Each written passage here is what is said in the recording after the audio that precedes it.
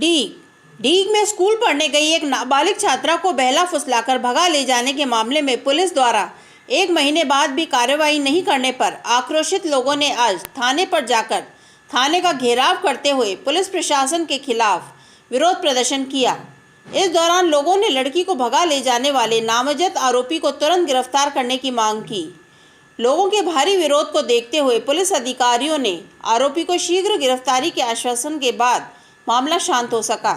गत माह 17 मार्च को घर से स्कूल पढ़ने निकली एक नाबालिग छात्रा अचानक गायब हो गई और फिर परिजनों को पता लगा कि उसको एक व्यक्ति पहला फुसलाकर भगा ले गया है और पुलिस में मामला दर्ज कराया गया, लेकिन अभी तक आरोपी की तलाश नहीं की जा सकी है और ना ही लड़की को दस्तयाब किया जा सका, जिसके बाद आक्रोशित लोगों ने थाने का घेराव किया। अतिरिक्त पुलिस अधीक्षक बुगलाल मीणा ने जानकारी दी कि एक लड़की को बहला फुसला कर भगा ले जाने का मामला दर्ज हुआ था, जिसे पुलिस पूरी जांच कर आरोपी की तलाश कर रही है और लड़की को दस्तयाब करने की कोशिश की जा रही है। गई थी स्कूल 9:30 बजे से, तो स्कूल से वो वापस नहीं आई, तो हमारे भाई ने लड़की को देखा तो लड़की गली मिली, ढूंढा ढकूरी करी। अमित से पूछी, अमित का सहारा रहता था, ये पता चली कि अमित के सहारा उसको लेके चला गया। उससे पूछताछ करी तो उसने कह दी कि मुझको नहीं मालूम। फिर उसके ससुराल में भी गए हम, यहाँ रिपोर्ट कराने आए। कोतवाल साहब ने कही रात देख लो, सुबह रिपोर्ट करा देना। फिर हम सुबह सौ कर गए इसके ससुराल में देख लो, ससुराल ने इसके ससुर ने और साले ने कह दी कि यहाँ पर नहीं आई है सर, हम जयपुर ढूंढने जा रहे हैं, तुम जाओ।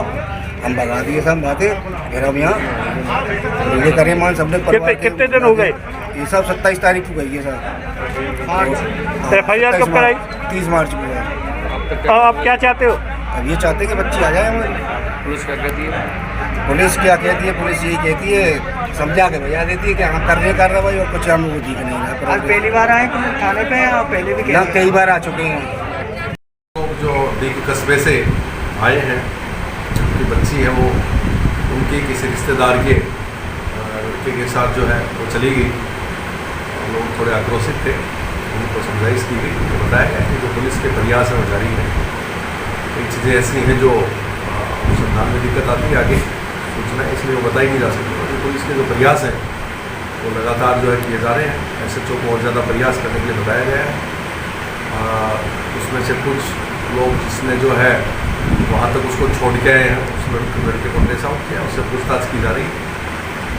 जो भी प्रयास है वो सिंसियरली प्रयास और तेज़ी से किए जाएंगे।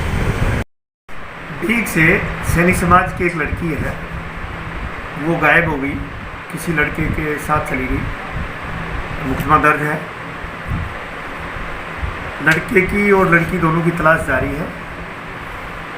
कॉल डिटेल से CCTV फुटेज जाने की जगह देख करके और जगह जगह टीम भेज करके उसकी तलाश की जा रही है। अनुसंधान जारी है, जल्दी ही दस्तयाब कर दी जाएगी।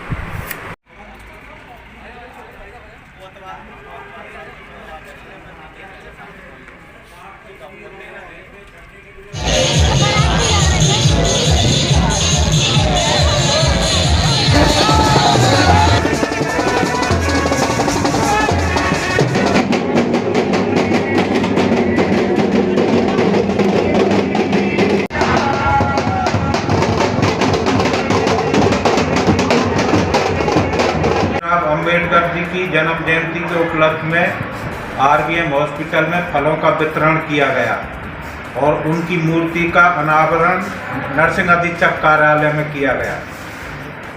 और फल कहाँ बांट रहे हैं आप? फल सभी वार्डों में बांटे गए। हड्डीवार, male surgical, male medical. Sir आपका नाम बताइए। वीरेंद्र मथुरिया। अम्बेडकर जयंती है उनकी। आज हमने सभी लोगों ने अपने स्टाफ RVM हॉस्पिटल में सभी ने मिलके और कुछ फलों का एकत्रित करके और मरीजों को बांटने का कार्यक्रम बनाया है। हमने उनके आज जन्म दिवस में उनकी जो भी मूर्तियाँ जो भी है, आज हमने अपने मेटन ऑफिस में उनकी स्थापित करवाई गई है और इसमें हम मरीजों को फल वितरण कर रहे हैं। उनके जन्मदिन का हमने ये कार्यक्रम आज किया।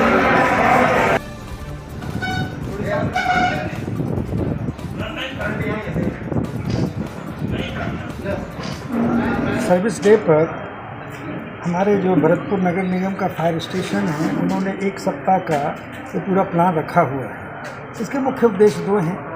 एक तो जो हमारे पास में सर्विसेज देने का जो साधन संसाधन है, जो मैन पावर है, उसको हम अपने आप कैसे बैटल रेडी रखें और जहाँ पर ये घटना घटित होती है वहाँ तुरंत किस तरीके से पहुँचा जाए। और दूसरा जो जनरल पब्लिक है उसको भी हम इसके माध्यम से अवेयर कराना चाहते हैं कि छोटी छोटी चीज़ें अडेप्ट करने के बावजूद भी एक बड़ी हानि से बचाया जा सकता है। तो बहुत सारी चीज़ें अज्ञानता की वजह से हो जाती हैं। अगर हम ये इस 7 दिन में जनरल पब्लिक को ये आगाह करने की, उन्हें समझाने की, जागरूक करने की कोशिश करेंगे, 1 सप्ताह का जो प्रोग्राम है, कि वो छोटी छोटी चीज़ें करके भी बहुत बड़ी हानि से हम लोग बच सकते हैं।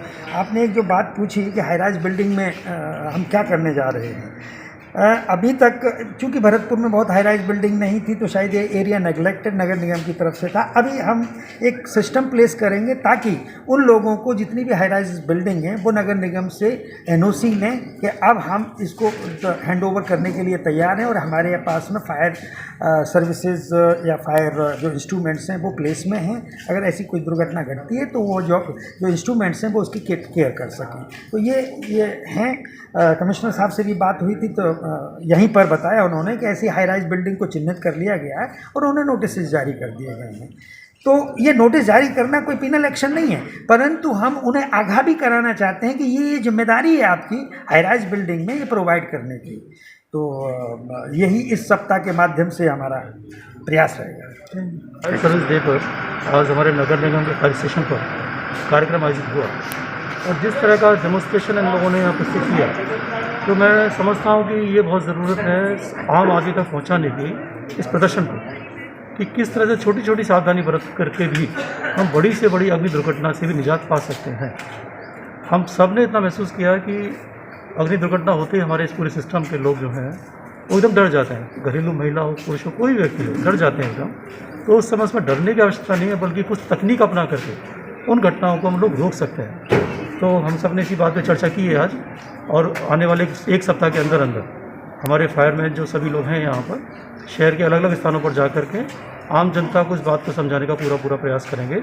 साथ ही जो हमारे इंस्ट्रूमेंट्स की जो कुछ कमियां हैं छोटी मोटी, तो बिल्डिंग बड़ी ऊंची हाई राइज बिल्डिंग बनती जा रही हैं, छोटी छोटी गलियां बहुत सक्रिय होती जा रही हैं गलियों में भी, तो वहाँ तक हमारा फायर सिस्टम कैसे पहुँच सकेगा इस बात पर भी हम सब लोगों ने चर्चा की।